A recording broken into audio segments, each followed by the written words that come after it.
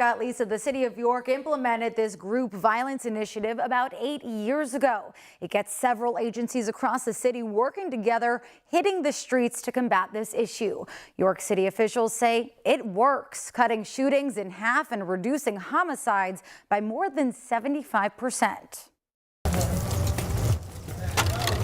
They say a way to a person's heart is through their stomach. Hi, you like snacks? But in the city of York, Tiff Lowe serves up much more than just a snack. Get what you want. Tiff is the project manager of the city's group violence initiative, known as GVI. I know what it's like to be looked at, differently because of where you live or the actions that we do, with people not really asking us the questions, why. It's the initiative's job to find out that why.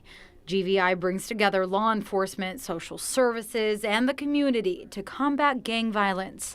It started in York 8 years ago when arrests just weren't working. 50% of the violent crime is coming at the hands of juveniles, but we're a system that's not prepared to deal with juveniles doing that volume of violence. Together, they work with about 400 kids in York, many of them affiliated with gangs and gun crimes.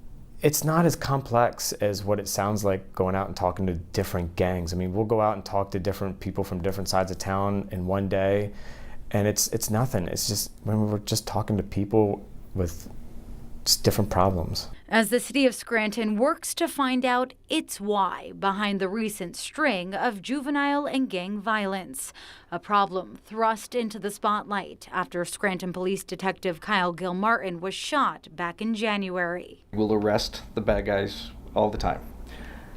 However, if there is a way we can support preventing that in the first place, preventing the crime, strengthening our community, we are there as well. In its wake, Mayor Paige Cognetti has been working with police and the Scranton School District to bring this group violence initiative to Scranton. Every conversation, every dialogue that strengthens our ability to understand from each other what our needs are, understand what the gaps are in the community. And I think it shows the kids themselves, it shows the parents out there, the residents that are, feeling fear. I think it shows them that we're moving in the right direction and that we're addressing it. It's work like Tiff's that's getting proven results. Since she joined GVI 3 years ago, homicides in York have dropped by 75% and shootings have been cut in half. What you create with an initiative like this is a platform that gives you an ability to be able to change behavior collectively and fight against that negative culture that's promoting guns and promoting retaliation. But the most impressive work doesn't involve numbers. That's trust. That's building a relationship. They understand that they cannot shoot up my city, and they understand that the law enforcement will come and get them, but then they also understand that Miss Tiff is going to be right there once they arrest me. A simple snack can take away those whys. With high five, you can get dig in. And fill it with a little bit of hope when it's needed most.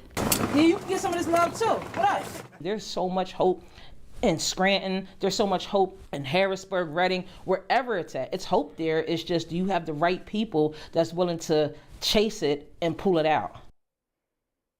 Now, it's important to remember that York's group violence initiative has been up and running for 8 years, and it hasn't always been this successful. Many of those officials attribute the success of the program to Tiff Lowe's passion and dedication.